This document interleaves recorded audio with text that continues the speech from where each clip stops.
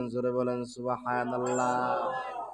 ভিতরে অনেক গভীর আলোচনা, এগুলা আমরা বুঝবো না, বলার কোনো দরকার নাই।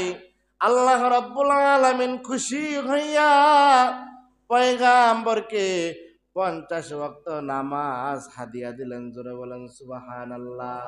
নবী আমার 50 ওয়াক্ত নামাজকে মুলাকাত করিয়া হাদিয়া স্বরূপ নিয়ে আবার আমাদের দিকে রওনা করেছেন। প্রতিমধ্যে মূসা পয়গাম্বরের সাথে সাক্ষাৎ হয়ে যায়। ইয়া রাসূলুল্লাহ, ইয়া হাবিবাল্লাহ, আপনি বুঝি দুনিয়ার জমিনে চলে যান? বলে হ্যাঁ হ্যাঁ। বলে আপনার আল্লাহ আপনাকে কি দিছে মোহাব্বত কইরা? বলে আমার আল্লাহ আমার উম্মতের জন্য 50 ওয়াক্ত নামাজ দিছে। জোরে বলেন সুবহানাল্লাহ। মূসা পয়গাম্বরকে সর্বনাশ, 50 ওয়াক্ত নামাজ দিছে আপনারে, এটা লইয়া আপনি দৌড় ভরে যাইতেছেন গা? বলে হ্যাঁ আল্লাহ দিছে, এটা আবার না নেই কেমনে?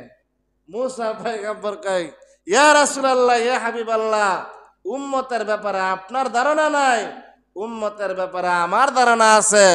উম্মত এত তারা, এত গার তারা, 50 ওয়াক্ত নামাজ আপনার উম্মত মনে হয় পড়তে পারবো না। লম্বা চূড়া আলোচনা। বলে আপনি আল্লাহ তাআলার কাছে যান, আল্লাহ তাআলা 5 ওয়াক্ত কমাই দিছে 45 ওয়াক্ত। বলে আবার যান, আবার 5 ওয়াক্ত কমাই দিছে 40 ওয়াক্ত। আবার যান, আবার 5 ওয়াক্ত কমাই দিছে 35 ওয়াক্ত। বলে আবার যান। এরকম করতে করতে করতে করতে 5 ওয়াক্তের মধ্যে আইছে।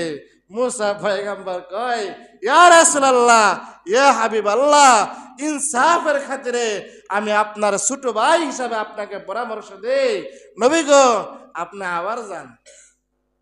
আল্লাহর রাসূল বলে আমার আর যাইতে লজ্জা লাগে। জোরে বলেন না সুবহানাল্লাহ। গেলে মনে হয় ভালোই আসলে, ঠিক না? সপ্তাহে করতে হইলে আমাকে লাগে সুবিধা হইলে, হ্যাঁ সপ্তাহে একক হইলে এটা সুবিধা হইলে, মাস হইতো তার বেশি ভালো ছিল। আল্লাহর নবী কয়, আল্লাহ তাআলা আমার এত পছন্দ কইরা 50 ওয়াক্ত দিছে, আল্লাহ তো বুঝা শুনাই দিছে। কিন্তু মূসা পয়গম্বর তো জানে উম্মতের হালত কি।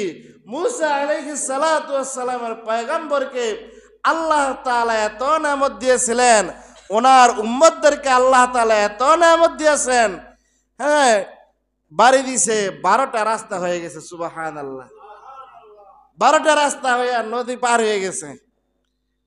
নদী পার হওয়ার পরে কিরে মুসাই কি দেখাইলো, এটা রাস্তা কি 24টা হইতাল্লাটা, বুঝাল নাই?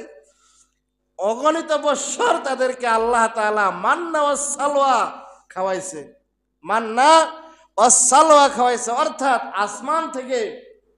আসমান থেকে বুনা গোশত, রুটি, হ্যাঁ দুধ, পায়েস, আনুষঙ্গিক যা খাবার তাদেরকে আল্লাহ তাআলা অনেক বৎসর আসমান থেকে খাওয়াইছে।